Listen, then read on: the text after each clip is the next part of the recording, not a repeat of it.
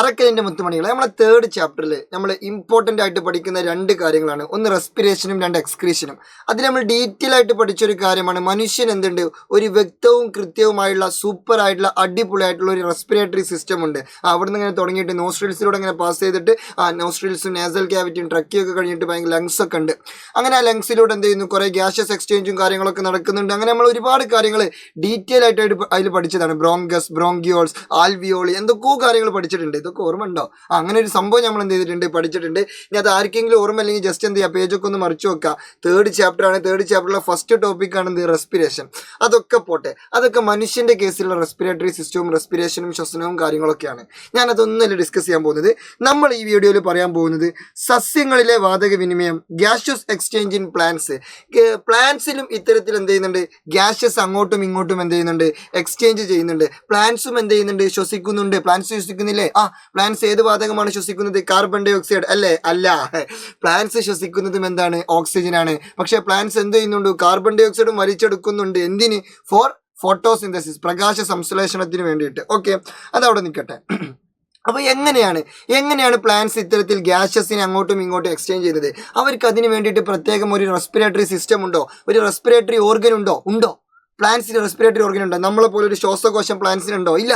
പിന്നെ എങ്ങനെയാണ് പ്ലാന്റ്സ് ഇത്തരത്തിൽ ഗ്യാഷ്യസ് എക്സ്ചേഞ്ച് നടത്തുന്നത് എന്ന് ചോദിച്ചാൽ ത്രൂ 3 മെത്തേഡ്, 3 മെത്തേഡിലൂടെ അല്ലെങ്കിൽ മൂന്ന് സംഭവ വികാസങ്ങളിലൂടെയാണ് എന്ത് ചെയ്യുന്നത്, പ്ലാന്റ്സ് ഗ്യാഷ്യസ് എക്സ്ചേഞ്ച് നടത്തുന്നത്.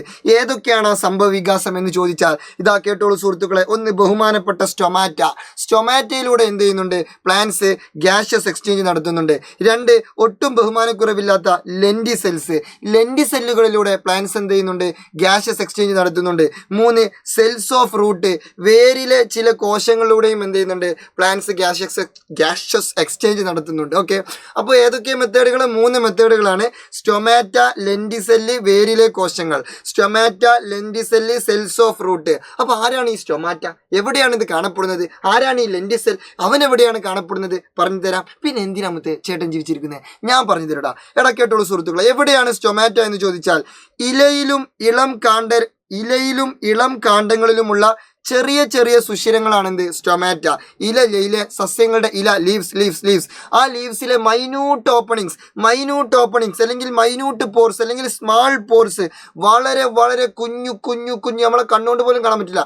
അത്രയും കുഞ്ഞു സ്മാൾ പോർസ്, ചെറിയ കുഞ്ഞു സുഷിരങ്ങൾ, കുഞ്ഞു ഓട്ടകളാണ് എന്ത്, സ്റ്റൊമാറ്റ എന്ന് പറയുന്നത്. അതെവിടെയാണ് കാണപ്പെടുന്നത്? On the surface of leaves. ഒന്നുകിൽ ലീവ്സിന്റെ സർഫസിൽ അല്ലെങ്കിൽ യങ് സ്റ്റെമ്മിന്റെ സർഫസിൽ. യങ് സ്റ്റെം എന്ന് പറഞ്ഞാൽ ഇളം കാണ്ഡം, ആ ചെറിയ കാണ്ഡത്തിന്റെ ഒരു ഫസ്റ്റ് സ്റ്റേജ് അല്ലെങ്കിൽ ഫസ്റ്റ് ഫേസ് അതിലുള്ള അല്ലെങ്കിൽ സ്റ്റെമ്മിന്റെ ഫസ്റ്റ് ഫേസിലുള്ള അതിന്റെ ഒരു സർഫസിലും എന്ത് കാണപ്പെടുന്നുണ്ട്, സ്റ്റൊമാറ്റ കാണപ്പെടുന്നുണ്ട്. അപ്പോൾ ഈ സ്റ്റൊമാറ്റ എന്തിനു സഹായിക്കുന്നു? ഗ്യാഷ്യസ് എക്സ്ചേഞ്ചിന് സഹായിക്കുന്നു. രണ്ടാമത്തേത് നമ്മൾ പറഞ്ഞു ലെൻഡിസെല്ലാണ്. ലെൻഡിസെൽ എവിടെ കാണപ്പെടുന്നത് എന്ന് ചോദിച്ചാൽ പ്രധാനമായിട്ടും ലെൻഡിസെല്ല് കാണപ്പെടുന്നത് മെച്വർ റൂട്ട്സ്, അതായത് മെച്വേർഡ് ആയിട്ടുള്ള റൂട്ട്സ്. അതല്ലെങ്കിൽ മെച്വേർഡ് ആയിട്ടുള്ള സ്റ്റെമ്മിലും ആര് കാണപ്പെടും? ലെൻഡിസെല്ല് കാണപ്പെടും. ഇതും എന്താണ്, സ്മാൾ പോർസ് ആണ്, ചെറിയ മൈന്യൂട്ട് ഓപ്പണിങ്സ് ആണ്, അല്ലെങ്കിൽ ചെറിയ സുഷിരങ്ങളാണ്. അല്ലെങ്കിൽ നമുക്ക് മലയാളത്തിൽ ഇങ്ങനെ പറയാം, കട്ടി കൂടിയ, മെച്വർ മീൻസ് പാകപ്പെട്ട, കട്ടി കൂടിയ, സൂപ്പർ ആയിട്ടുള്ള എന്നാണ് ഇതിൻ്റെ അർത്ഥം. ഓക്കെ, അപ്പോൾ കട്ടി കൂടിയ അല്ലെങ്കിൽ പാകപ്പെട്ട മെച്വേർഡ് ആയിട്ടുള്ള കാണ്ഡത്തിൻ്റെയും അതുപോലെ വേരിൻ്റെയും ഉപരിതലത്തിലുള്ള ചെറു സുഷിരങ്ങളാണ് ആര്? ലെൻഡിസെല്ല്. അപ്പോൾ ഈ ലെൻഡിസെല്ലിലൂടെയും സ്റ്റൊമാറ്റയിലൂടെയുമാണ് എന്ത് ചെയ്യുന്നത്, സസ്യങ്ങൾ പ്ലാന്റ്സ് ഗ്യാഷ്യസ് എക്സ്ചേഞ്ച് നടത്തുന്നത്. ലെൻഡിസെൽ എവിടെ കാണപ്പെടുന്നു ചോദിച്ചാൽ മെച്വേർഡ് റൂട്ടിലും അതുപോലെ തന്നെ മെച്വേർഡ് സ്റ്റെമ്മിലും കാണപ്പെടുന്നു. എന്നാൽ സ്റ്റൊമാറ്റ എവിടെ കാണപ്പെടുന്നു ചോദിച്ചാൽ യങ് സ്റ്റെമ്മ്. ഓക്കെ, പിന്നെ അതുപോലെ തന്നെ ലീവ്സിന്റെ സർഫസിൽ, ഇലയുടെ സർഫസിൽ. പിന്നെ നമ്മൾ പറഞ്ഞു റൂട്ട്സിലെ ചില കോശങ്ങൾ, വേരിലെ ചില കോശങ്ങൾ, അവരെന്ത് ചെയ്യുന്നു അറിയോ? അവര് ഈ മൺതരികൾ ഉണ്ടല്ലോ, വേര് എവിടെ ഉണ്ടാവുക? മണ്ണിലാണ് ഉണ്ടാവുക. ആ മണ്ണിലുള്ള ഇഷ്ടംപോലെ മൺതരികൾ ഉണ്ടാവും. കുറേ മൺതരികൾ ഉണ്ടാവും. ആ മൺതരികൾക്കിടയിൽ ചെറിയൊരു കുഞ്ഞു സ്പേസ് ഉണ്ടാവും. ആ സ്പേസിൽ എന്തുണ്ടാവും? സ്വാഭാവികമായിട്ടും എയർ ഉണ്ടാവും. ആ വായുവിന് എന്ത് ചെയ്യുന്നു? വാതക വിനിമയം നടത്തുന്നു, അല്ലെങ്കിൽ ആ വായുവിന് എന്ത് ചെയ്യുന്നു? ഉള്ളിലേക്ക് കയറ്റുന്നു. ദ സെൽസ് ഓഫ് റൂട്ടിലെ ചില കോശങ്ങൾ എന്ത് ചെയ്യുന്നു? Which perform gaseous exchange. അവർ ഗ്യാഷ്യസ് എക്സ്ചേഞ്ച് എന്ന് പറയുന്ന ഒരു ഫംഗ്ഷൻ പെർഫോം ചെയ്യുന്നു. എങ്ങനെ?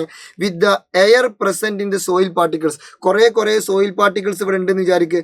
ആ സോയിൽ പാർട്ടിക്കിൾസിന്റെ ഓരോന്നിന്റെയും ഇടയിൽ ചെറിയ കുഞ്ഞു ഗ്യാപ്പ് ഉണ്ടാവും. അവിടെയുള്ള എയറിനെ നേരെ എന്ത് ചെയ്യുന്നു? സെൽസിലോട്ട് കയറ്റുന്നു. ഏത് സെൽസിന്റെ?